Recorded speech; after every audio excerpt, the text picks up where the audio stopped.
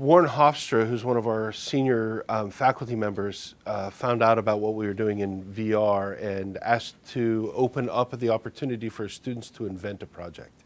And so this was invented out of a history class and then produced in conjunction with theater students.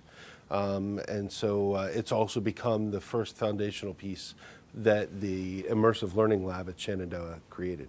So Atmosphere of Hate is a 360 virtual reality experience that recaptures the 1960 sit-in in the United States in North Carolina and allows the individual to experience what it might be like to live through that moment in American history. The intensity of it, but also the psychology of what was done to these individuals during that civil rights era.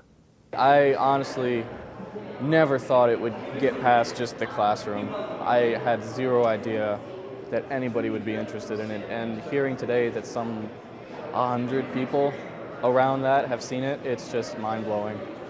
I never thought I'd do something that 100 people would want to see. This is my first 360 experience. I typically do theater.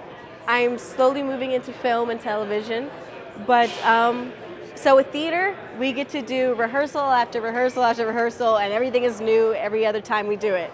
With film and television, it's its own thing. I feel that role-playing is one of the most vital ways of experiential learning. I think digital and immersive learning is going to be something that explodes in the next couple of years. Absolutely. I think 360 definitely preps any actor for whether it's film, television, or theater, because there's something with the camera that allows you to tap into that subtlety. And so with that subtlety, whether it's TV or film, of course that's there right on face. But there's something with 360 that you know that there's someone always looking around, so you don't know if they're gonna catch you on this angle, or that. And so it's always there, and no matter what, whether someone else is talking over here or it does not matter.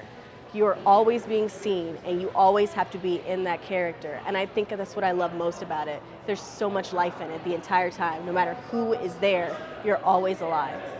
It was like playing a very in-depth improv game the entire time. Instead of thinking in a singular direction as in film, we had to think in multiple directions, north, south, east, and west. So how do you produce for that? How do you shoot that? How do you edit that? And then how do you write for that? So the beginning is, how do you write? So we had some conversations about how to build a script, but the individual who wrote that, John Oros, turned in a script that each minute had north, south, east, and west, and it was really beautifully done. So we've adopted that student's instinct as part of our model for how we create future scripts. There's only one line of dialogue that I actually wrote down, and the rest is just the amazing actors just coming up with stuff.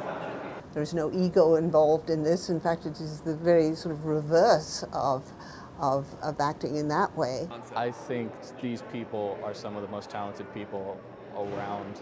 And our students get to be the Alfred Hitchcocks of the future, the George Lucas, the Steven Spielbergs of the future. They get to define and redefine both the world and this new medium through what they're exploring. And we're doing that here every day inside the lab.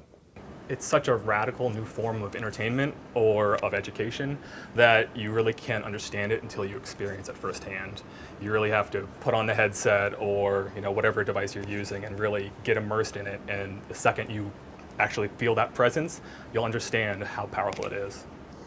I think more can happen in 2 or 3 hours of role-playing than can happen in weeks of lecturing and tutoring and textbook work. Aside from acting, the progression of African Americans within the United States has been a humongous passion for me.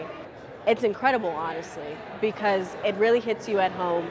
And what I've been telling a lot of people after watching it several times, even after being inside of it, actually performing it, when I watch it, it still hits me and I still cry a little bit. Atmosphere of Hate, as well as all of the other projects that are generated by SCiL, are predominantly put together by our students who are working behind me right now and who are actively working on a variety of probably 4 different projects that you're seeing happening behind us at the same time.